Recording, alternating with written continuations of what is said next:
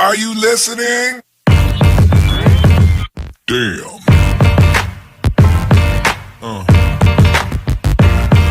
Yeah. Yeah. Another episode of Trash Talk. I'm Damian Hill. With me, as always, is TJ O'Connor. Trash Talk is brought to you again by Valhalla Combat Sports Incorporated, Ink Shrink Tattoo out in New Brighton, Minnesota, Origin Wellness CBD out in Minneapolis, Minnesota, Spartan Martial Arts, the Striking Institute, James Clark's Sports Psychology and Hypnosis Therapy, The Fighters, and TJ's mom. How you doing tonight, TJ? I'm all right. A long dramatic pause, answered with a soft, subtle tone. I like it. Yeah, you got to take. I've been watching a lot of acting classes and stuff like that during quarantine, and it really the focusing on taking a drag and then deadpan. Man, shut the fuck up. I was applauding you for a second. Now you just made me mad. Just shut up. It was nice though.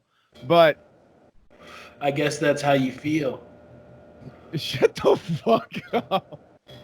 So I guess let's get to the top. I remember now because it was a little bit more specifically like the urban myths or beliefs or legends, whatever you want to call it, because it could be urban truths to some, because a lot of these things could be true to some people, but it doesn't mean it's true to all. And I feel like there's people that are in our position where they're reporting on the game and kind of reinforcing what we just said, like the truths / myths or legends that may or may not be true for you. Like ring rust is one of those things that I believe only exists if you believe it exists.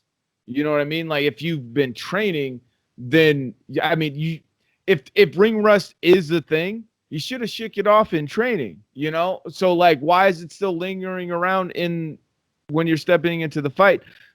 Maybe that's a mental block, and at least that's what I believe. I'm not saying anything about anybody, just saying that that's what I believe. You know, I'm not saying any more or any less when it comes to that. but there's other things too that like I feel like other reporters kind of reinforce the belief of or the existence of, and they have no idea whether the fuck it exists or not, or if it does. Like one of the most famous ones I believe is if a fighter it says that he's not scared before a fight, they're lying. What? Get the fuck out of here. This is so full of shit. Like, and I have to listen to a guy who's never fought tell me that. Like, what the fuck? I wasn't nervous and I've went out and lost. Like, get the fuck out of here. Like, acceptance is one of those things that I believe in. Like, if you accept the fact that, yes, I'm going to die today, but with all of my training and ability, I have the chance to resist death. So you accept the worst possibility, but accept the fact that you have a chance to resist that. There ain't shit to fucking be afraid of, you know, especially knowing in the back of my mind that I'm most likely not gonna die. What the fuck am I afraid of this fight for? This competition? Dude, if we were out like fighting in the street or some shit, dude, I would legit be afraid. Like I've never been not afraid in a street fight because you have no idea what the fuck's gonna happen.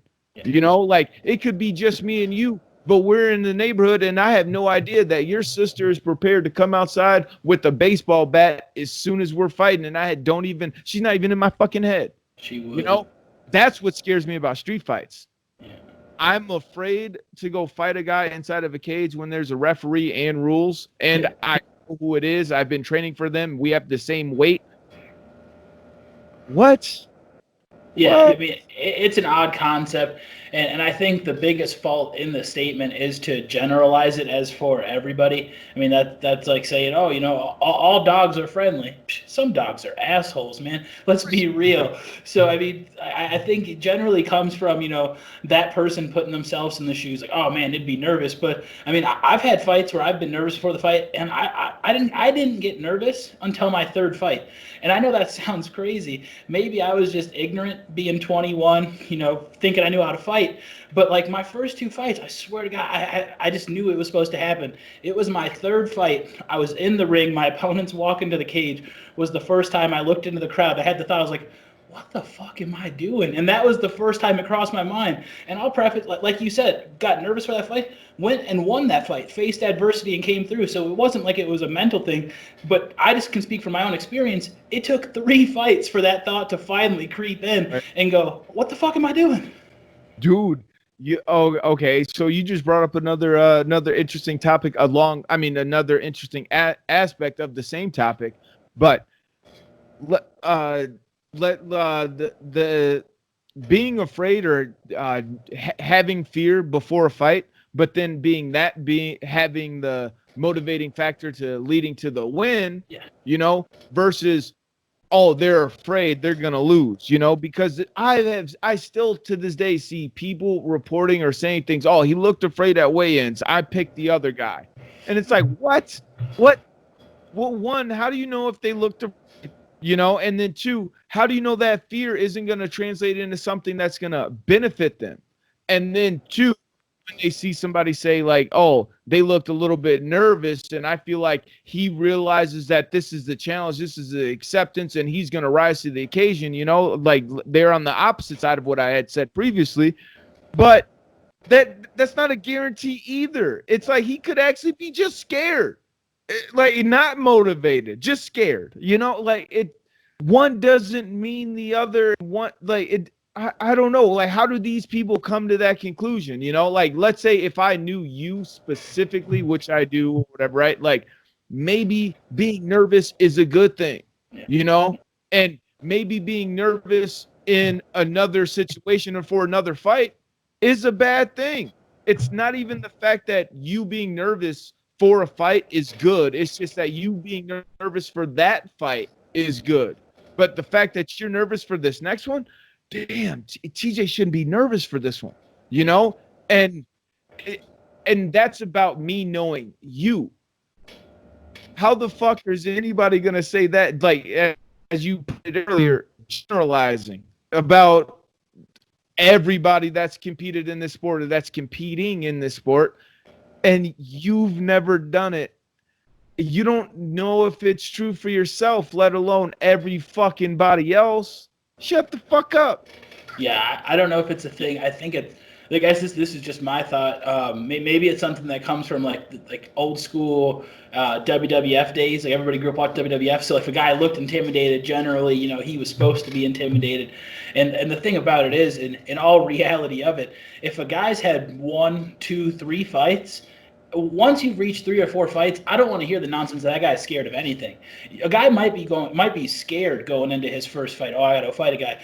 Nerves, fear, I feel like those are 2 different things. But once you get to a point where you're deep and like, especially at a professional level, I mean, fear is something, like you said, that some people use that to hype them up. We've talked to guys on the show, on and off camera, that have said, oh, I get nervous as shit before fights, but that's what wakes me up at 5 a.m. That's what makes me go running, man. I think about this guy beating me up, and that's what makes me go put those extra rounds in. So it's how you use it. It's the character you have going into the fight, because, I mean, getting hit hard, the guy you're fighting only hits so hard. He hits you the same hard. It's the difference between taking it and going, all right, trying to give one back, and taking it and kind of turtling up and giving away the fight. So, I mean, like, fighting is such a physical thing, but it comes down to that decision to go, how you're going to go into that fight. So I think it's how you use that nerves. But fear is such a weird word. I got one final thing to say on this specific topic or whatever, but it's just like what you said earlier, like to say that 3 or 4 fights deep, especially after I don't know, even the second fight, just the second fight, to say that you're still scared, like, yeah, you might say that you're scared, the specific fighter that would say that, you know. But are you scared to go skydiving? Say you're scared to fight and you're scared to go skydiving. Have you ever gone skydiving? Will you ever? No. Well, you just fought and you did it again? Motherfucker, it's safe to say you're not as scared as you think you are. Yes, perfect. So that's just the best way to put it my way, in my own words. Yeah, as a guy who fought somebody and who would never jump out of a plane, I agree with that sentence full-heartedly. So I don't know if that kind of like wraps up the episode or if that just wraps up the conversation, but I kind of feel like that's the metaphors and examples. And